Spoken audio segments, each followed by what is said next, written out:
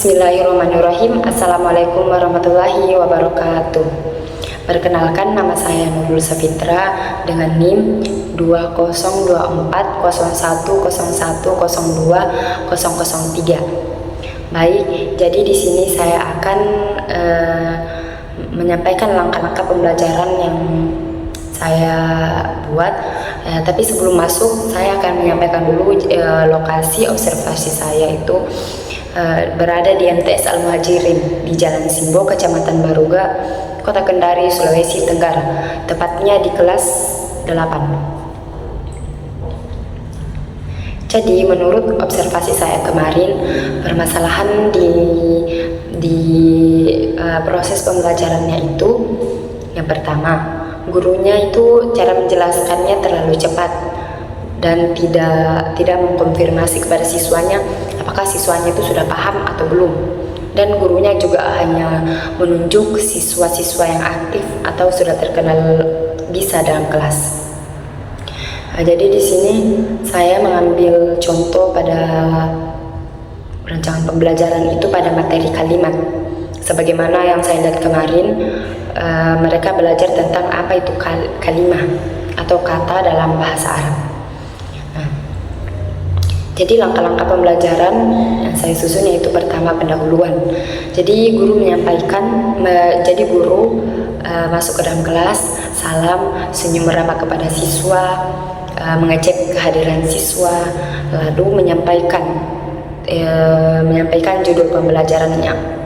Seperti yang hari ini saya akan bawakan itu adalah kalimah. Kemudian yang kedua yaitu guru menjelaskan materi. Jadi guru menjelaskan materi itu secara singkat dan jelas.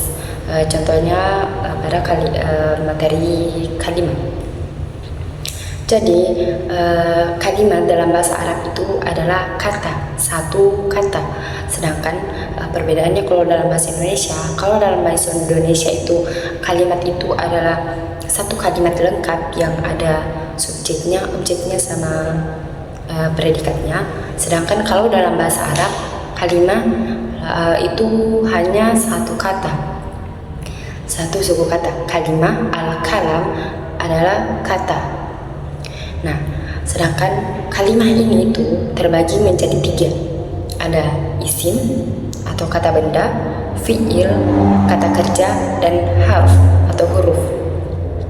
Jadi pertama kita akan membahas tentang isim. Jadi isim itu adalah kata kerja.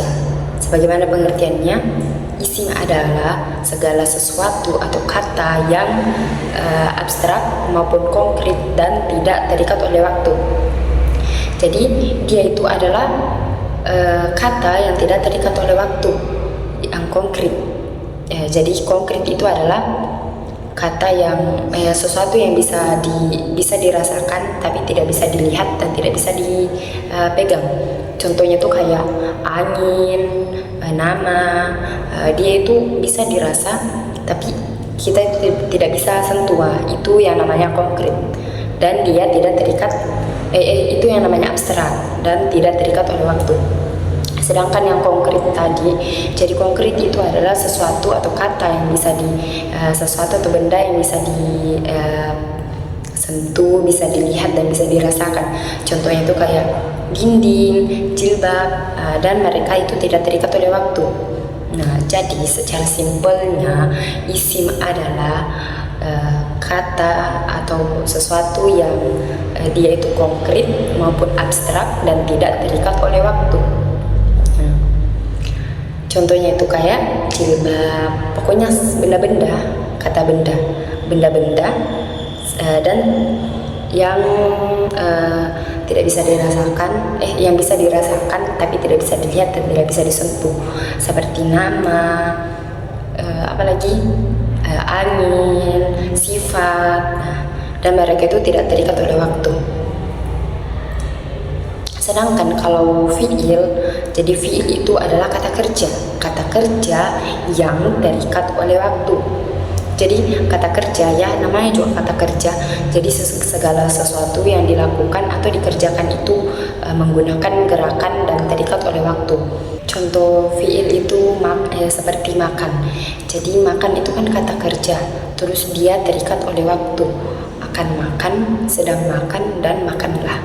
Nah, setelah guru menjelaskan pengertiannya isim sama fiil dengan fiil, nah di situ guru bisa memberikan tugas atau latihan kepada murid-muridnya. Tugas sederhana seperti menjodohkan isim dengan isim, fiil dengan fiil, atau yang lain. Nah, pada saat guru memberikan, setelah guru menjelaskan, guru bisa membuka sesi tanya jawab kepada siswa. Siapa tahu ada yang belum mengerti bisa bertanya.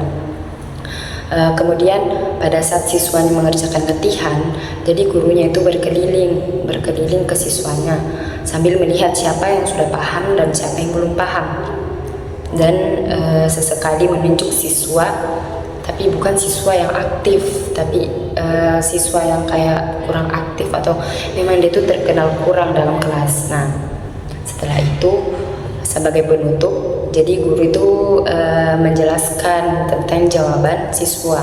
Setelah mengerjakan tugas tadi, siswa mengumpulkan, baru guru menjelaskan ulang dan memberikan evaluasi kepada siswanya, lalu memastikan apakah semua siswa sudah paham atau belum, sebelum menutup pembelajaran dengan cara menunjuk satu-satu siswanya dan memberikan pertanyaan tentang isim dan fiil. Jadi itulah langkah-langkah yang saya berikan. Lebih dan kurangnya mohon dimaafkan. Wabillahi taufiq wal hidayah. Wassalamualaikum warahmatullahi wabarakatuh.